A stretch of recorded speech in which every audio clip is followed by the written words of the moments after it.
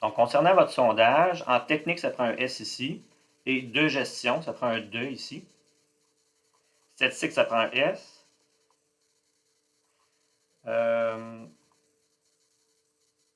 Une partie, ça prend un E ici. De votre temps, bien entendu, les données que vous sont confidentielles, ça prend un S ici.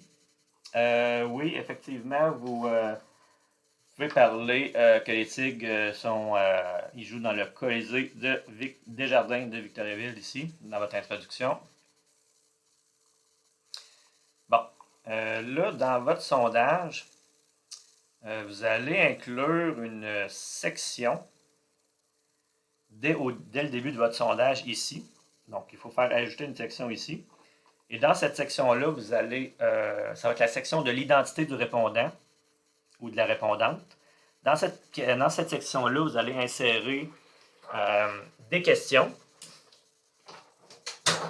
Donc, à savoir le sexe de la personne, ensuite son âge, son revenu hebdomadaire brut, de quelle région administrative provient cette personne-là ou de quelle ville provient cette personne-là. Des questions de ce genre-là, quel est votre niveau de scolarité atteint, etc. Donc, ce sont des questions sur l'identité du répondant. Donc, vous allez insérer effectivement une section au départ de ça. Et vous allez également vous ajouter deux autres sections pour départager vos questions. Donc, il y a une section ça va être une section, donc une section que vous ajoutez comme ça, sur le service à la clientèle. Donc, toutes les questions relatives au service à la clientèle, vous allez les regrouper sous cette section-là. Et toutes les questions relatives aux finances, vous allez les regrouper sous une autre section que vous allez appeler finances. Bien sûr, toutes les questions demeurent obligatoires. Bon, notre première question ici, à quelle fréquence, il manque un A majuscule, il y a une faute ici. À quelle fréquence achetez-vous des billets pour aller voir un match des Tigres, mais pour donner en cadeau?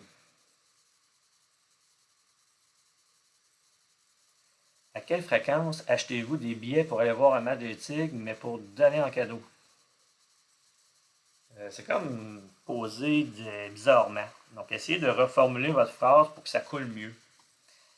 Que ça soit plus beau, là, que ça soit plus clair, en fait.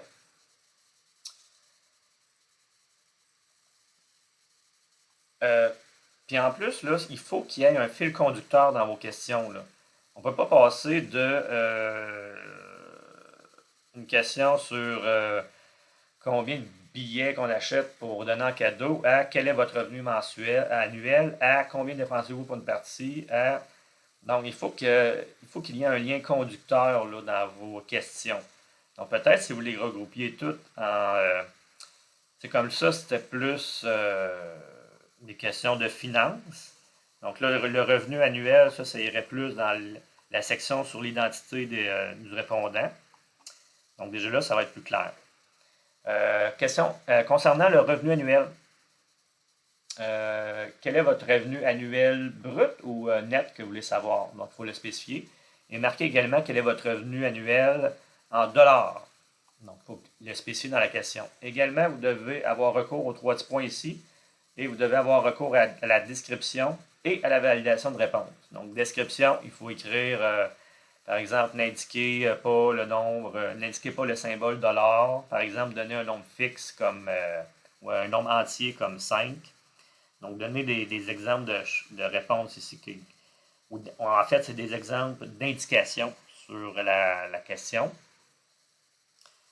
Ensuite, la validation de réponse ici, ça vous permet de dire au répondant rentre un nombre qui est toujours supérieur à 0, par exemple. Puis sinon, ben, il y a un message d'erreur qui va s'afficher s'il ne rentre pas un nombre supérieur à 0. Puis vous pouvez personnaliser aussi votre message d'erreur, votre texte d'erreur. Donc, je vais vous laisser ajouter ces deux choses-là. Ces choses-là, là, la description et la validation de réponse, il faut avoir recours à ça pour chacune de vos variables qui vont être quantitatives. Comme ici, combien dépensez-vous pour une partie? Bien là, il faut mentionner c'est une partie où, là? Une partie des Tigres. Donc, il faut rappeler au répondant ça à quoi il répond, là. Donc, combien en dollars dépensez-vous pour une partie de l'équipe de hockey des Tigres de Victoriaville? Là, combien dépensez-vous? Là, voulez-vous parler du prix du billet ou voulez-vous parler de la nourriture également? Donc, il faudrait le spécifier dans la question. Ici, vous avez bien utilisé la description, effectivement, mais il faut utiliser également validation de réponse, vu que c'est une question quantitative. Est-ce que, selon vous, les prix sont abordables? Bon. Il faut pas poser de question avec est-ce que, selon vous, là, il y a des mots de trop. Donc, il faut dire plutôt, selon vous, les prix sont-ils abordables au Tigre de Victoriaville? Donc, en parenthèse, prix d'entrée, nourriture, boisson, etc. Donc, etc., c'est une abréviation, ça s'écrit etc. point, pas etc. 3 petits points. Bon, un peu trop cher, ça prend pas de S cher.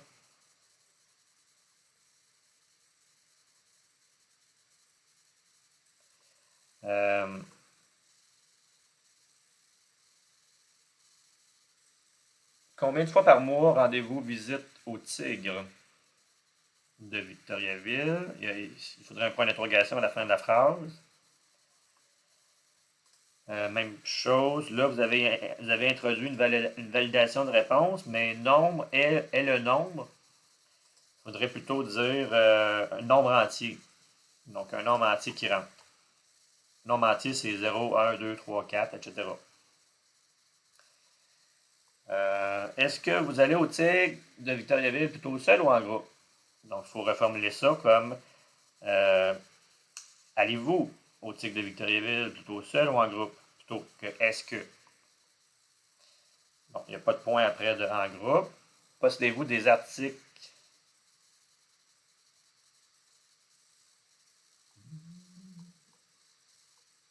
Ouais. Possédez-vous des articles des Tigres de Victoriaville, chandail, chapeau, etc. Enlevez le point à oui et le point à non. Lors des visites, oh, à quelle fréquence? Il y a une faute de français ici. Profitez-vous des nombreuses cantines disponibles. Votre question n'est pas neutre. Parce que vous dites, il y a de nombreuses cantines disponibles. Fait que vous êtes en train de dire aux répondants, hey, il y en a des cantines, là. Fait que tu es supposé d'y aller. Là. Oups. Fait que dans le fond, enlevez le mot nombreuse. Donc, allez-vous aux cantines disponibles.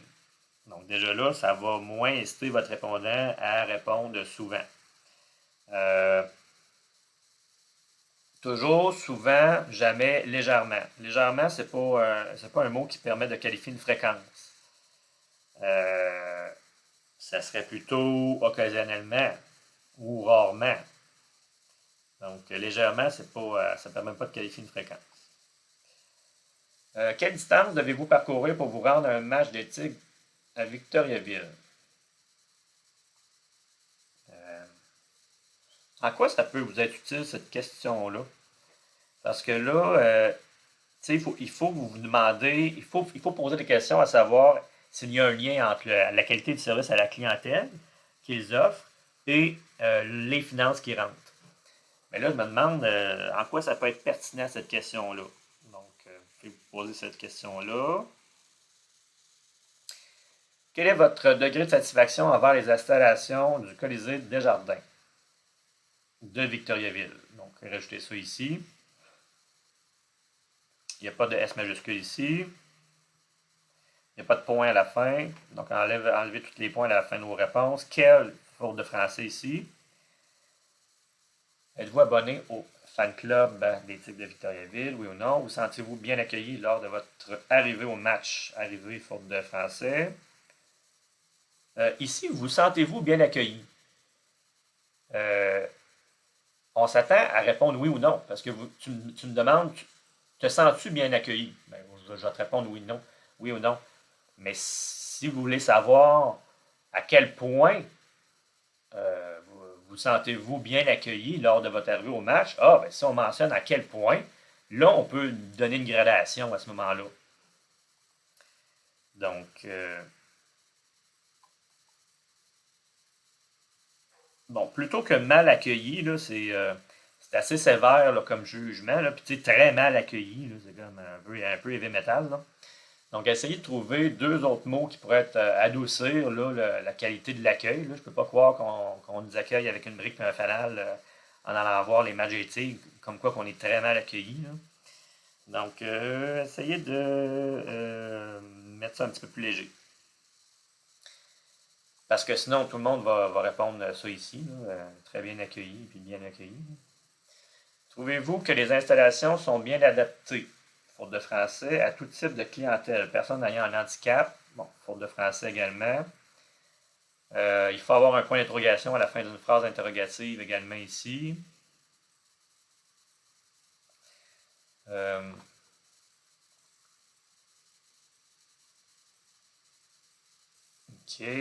Combien. Puis en passant, vous avez de très bonnes questions. Hein? La qualité de vos questions est très bonne.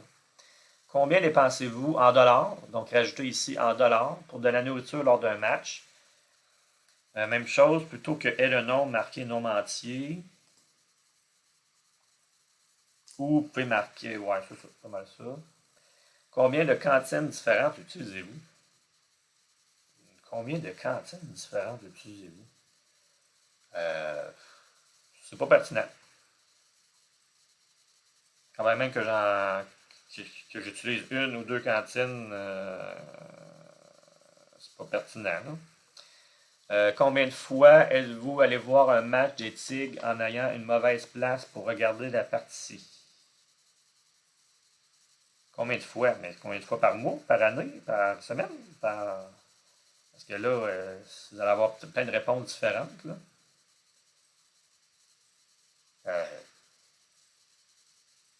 Donc, il faudrait mentionner ça à ce moment-là. Ou c'est pas mieux de mesurer ça ici au moyen d'une échelle ordinale, à savoir si on est souvent, si ça arrive souvent, si ça arrive rarement, si ça arrive jamais, si ça arrive toujours. Ça serait peut-être plus pertinent que combien de fois, ou sinon mentionner combien de fois par mois ou par année. Combien de personnes connaissez-vous qui ont eu une mauvaise expérience au Colisée des Jardins? C'est une mauvaise expérience en général ou c'est en allant voir les Tigres de Victoriaville? Donc, il faudrait le spécifier dans la question. Puis, combien de personnes connaissez-vous?